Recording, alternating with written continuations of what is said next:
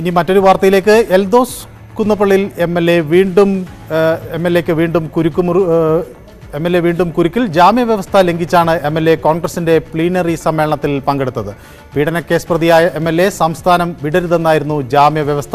ജാമ്യം റദ്ദാക്കാൻ പരാതിക്കാരി കോടതിയെ സമീപിക്കും. ഡാൻ കുര്യൻ ഇതിന്റെ വിശദാംശങ്ങളുമായി ചേരും. ഡാൻ കുര്യൻ, ഈ ഇത്തരത്തിൽ കേസ് നിലനിൽക്കുമ്പോൾ അതിൻ്റെ അല്ലെങ്കിൽ നിർദ്ദിഷ്ട പരിധി വിട്ട് പുറത്തു കടക്കണമെങ്കിൽ കോടതിയിൽ നിന്ന് പ്രത്യേക അനുമതി വാങ്ങിക്കണം, അത് അന്വേഷണ ഉദ്യോഗസ്ഥനെ അറിയിക്കണം. അങ്ങനെ ഒട്ടനവധി നടപടിക്രമങ്ങൾ പലപ്പോഴും നിഷ്കർഷിക്കാറുണ്ട്. ഇവിടെ എന്താണ് സംഭവിച്ചത്? MLA ഒരു അനുമതിയും വാങ്ങിക്കാതെയാണോ പോയത്?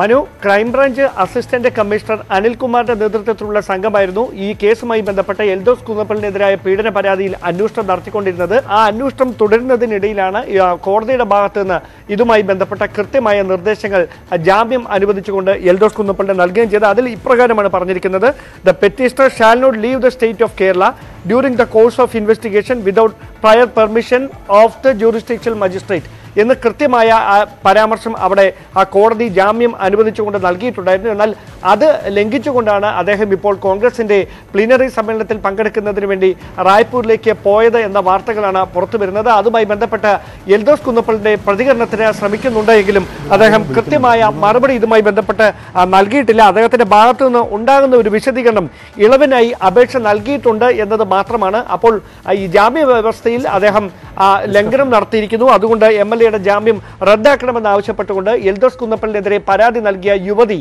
വീണ്ടും കോടതിയെ സമീപിക്കാൻ ഒരുങ്ങുകയാണ് എന്നാണ് നമുക്ക് ലഭ്യമാകുന്ന വിവരം. മനു, ഇതിൽ ഇനി തുടർ നടപടികൾ എന്തുണ്ടാകും എന്നാണ് നമ്മൾ കരുതേണ്ടത്? എൽദോ, ഈ ജാമ്യം റദ്ദാക്കാനായുള്ള ആവശ്യമായി പരാതിക്കാരി കോടതിയെ സമീപിക്കുമെന്ന് വ്യക്തമായിട്ടുണ്ടോ? എന്താണ് അത് സംബന്ധിച്ചുള്ള കൂടുതൽ വിശദാംശങ്ങൾ?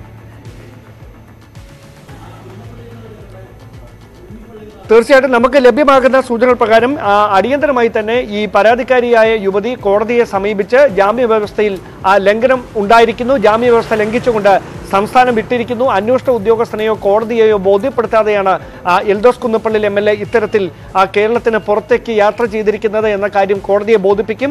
കോടതി അത് സ്ഥിരീകരിച്ചാൽ തീർച്ചയായിട്ടും അത് എൽദോസ് കുന്നപ്പള്ളിനെതിരായി വീണ്ടും ഒരു കുരുക്ക് മുറുകുന്ന സാഹചര്യം ഉണ്ടാകും. എന്തായാലും കോടതിയുടെ ഭാഗത്ത് നിന്ന് ഇനി ഇതുമായി ബന്ധപ്പെട്ട എന്ത് തരത്തിലുള്ള നടപടിയാകും ഉണ്ടാകുക എന്നതാണ് ഏറ്റവും ശ്രദ്ധേയമായിട്ടുള്ള കാര്യം. മനു, സാധാരണ ഇത്തരത്തിൽ ജാമ്യ വ്യവസ്ഥ ലംഘിക്കുന്നവരെ സംബന്ധിച്ചിടത്തോളം ഇപ്പോൾ നടപടികൾ പല ഘട്ടത്തിലും കോടതി കടുപ്പിക്കുന്നുണ്ട്. ഏതെങ്കിലും തരത്തിൽ അന്വേഷണ ഉദ്യോഗസ്ഥനെ എൽദോസ് കുന്നപ്പള്ളി സമീപിക്കുകയോ തനിക്കിങ്ങനെ പോകണം എന്ന് ആവശ്യപ്പെടുകയോ എന്തെങ്കിലും അങ്ങനെ ചെയ്തിട്ടുണ്ടോ കോടതിയിൽ ഏതെങ്കിലും തരത്തിൽ?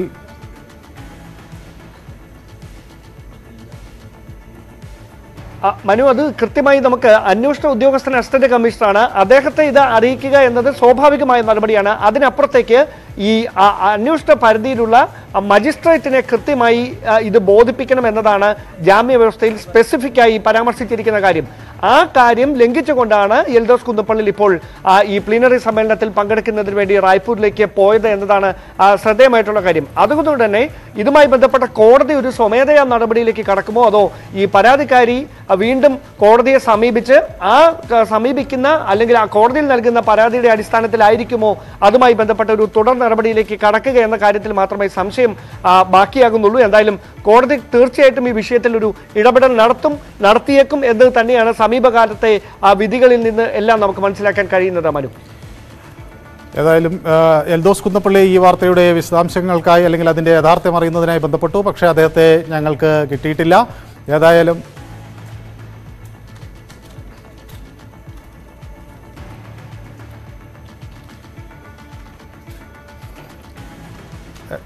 ജാമ്യ വ്യവസ്ഥ ലംഘിച്ചാണ് എൽദോസ് കുന്നപ്പള്ളി കോൺഗ്രസിൻ്റെ പ്ലീനറി സമ്മേളനത്തിലേക്ക് പങ്കെടുക്കാൻ പോയിട്ടുള്ളത് എന്നാണ് ഇപ്പോൾ പുറത്തുവരുന്നത്.